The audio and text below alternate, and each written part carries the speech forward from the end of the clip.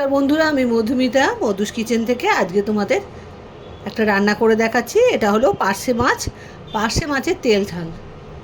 প্রথমে পার্শে মাছটাকে মধ্যে কি দেবো দেখো, হলুদ গুঁড়ো,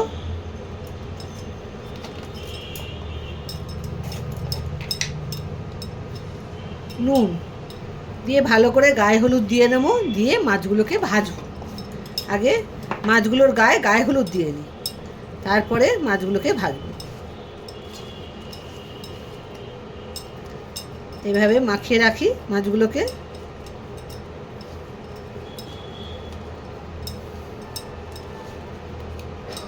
মাখানো হয়ে গেছে, এবারে আমি তেল বসাবো। সর্ষের তেল দিয়ে মাছগুলোকে এবারে ভেজে নেবো ভালো করে। তেলটা গরম হয়ে গেছে, এবারে মাছে যে হলুদ নুন মাখিয়ে রেখেছিলাম, এবার মাছগুলোকে ভাজবো।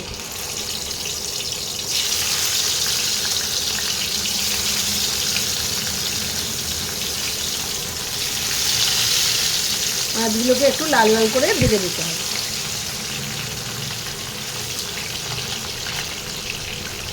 একটু লাল লাল করে মাছগুলো ভেজে নিয়ে তারপরে রান্নাটা আরম্ভ করি। এইভাবে প্রতিটা মাছকে ভেজে নিতে হবে। বেশি লাল করবে না, বেশি মচমচে নয়, অল্প মচমচে করে ভেজে নিতে হবে। এইবারে আমি মাছগুলো তুলে নেবো, আর বাকি মাছগুলোও ভেজে নেবো। আর কিছুটা মাছ আছে, সেগুলোও ভেজে নেব। এইভাবে মাছগুলোকে ভেজে নিতে হবে।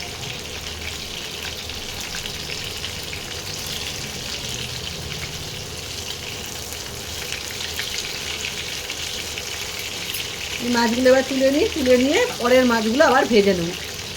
প্রতিটা মাছ ভাজা হয়ে গেছে। এবার মাছ ভাজার তেলের মধ্যেই আমি একটু কালো জিরে ফোড়ন দেব। তেলটাও গরম হয়ে গেছে, আর দুটো কাঁচা লঙ্কা চিড়ে এর মধ্যে দিয়ে দেবো। একটু ভাজা ভাজা হোক, একটু সুন্দর গন্ধ বেরোলে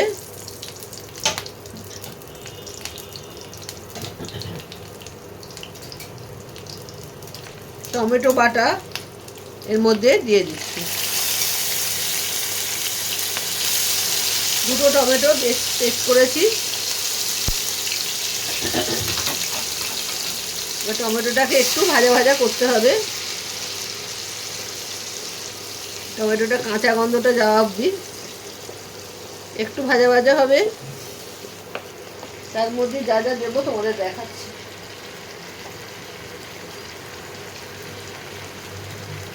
রসুন বাটা হাফ চামচ,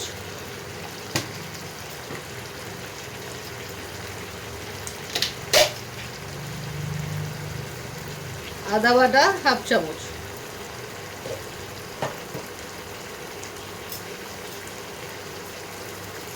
রসুন আদা আর টমেটোটাকে একটু কষাতে হবে কাঁচা গন্ধটা যাওয়া অবধি। তারপর শুকনো মশলাগুলো দেব।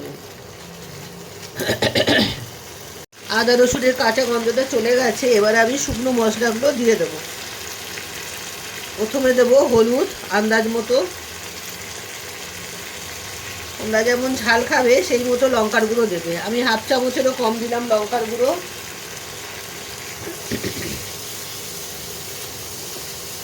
একটু মিশিয়ে নিই, তারপরে দেব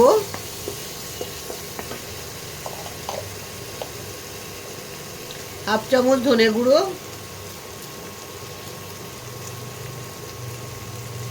হাফ চামচেরও কম দেব জিরে গুঁড়ো,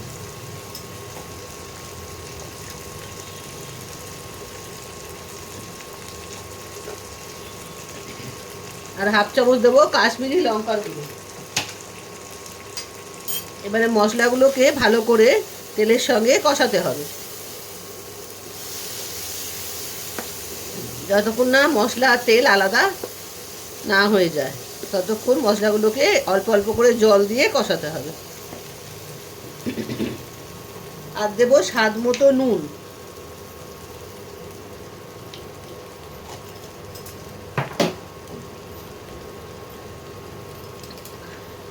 অল্প একটু জল দিলাম যাতে মশলাটা পুড়ে না যায়। এবারে ভালো করে মশলাটাকে কষাতে হবে।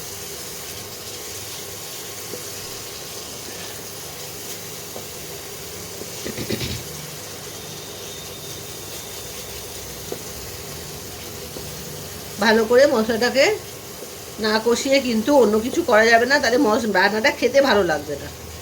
ভালো করে মশলাটা কষাই, তারপরে জলটা দেব। মশলাটা দিয়ে এবার তেল ছাড়তে আরম্ভ করে দিয়েছে। যেহেতু পার্শে মাছের তেল ঝাল, একটু তেল লাগবেই, না হলে মাছটা খেতে ভালো হবে না। তেল ঝাল যেহেতু একটু তেল বেশি আছে, এবার তেলটা ছাড়তে আরম্ভ করেছে।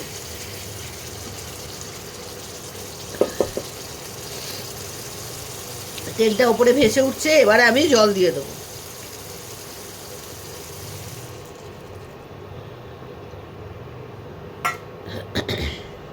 একটু ঝোলটা ফুটলে তারপরে মাছটা দেব।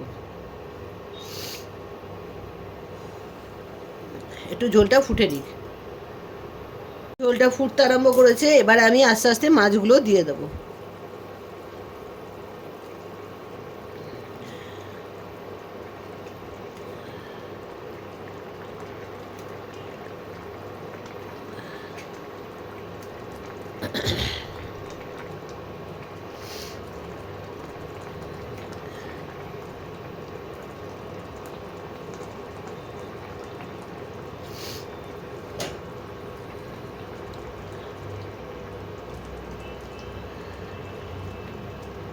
একটু ফুটবে, 5 মিনিট বাদে মাছটা কমপ্লিট, মানে রান্না হয়ে যাবে।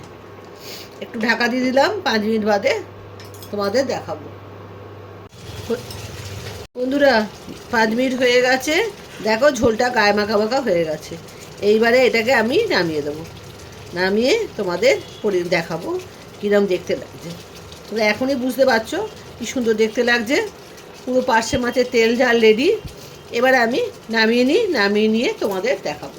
আর ঝোল কমানো যাবে না, কেননা কমারে গায়ে মাখা মাখা হয়ে গেছে, আর দরকার নেই। এবারে নামিয়ে ফেলতে হবে। এবার আমি নামিয়ে নিয়ে তোমাদের দেখাচ্ছি। বন্ধুরা বাড়িতে ঢেলে ফেলেছি, পার্শে মাছের তেল ঝাল রেডি। তোমরাও পুরো ভিডিওটা দেখো, দেখে এইভাবে পার্শে মাছের তেল ঝাল করে খেও, খেতে খুবই ভালো লাগবে। যদি খারাপ হয় আমাকে জানিও, ভালো হলেও জানিও যে ভালো হয়েছে কিনা। তোমরা ভালো থেকো, সুস্থ থেকো। আজ তাহলে আসি, বাই বাই।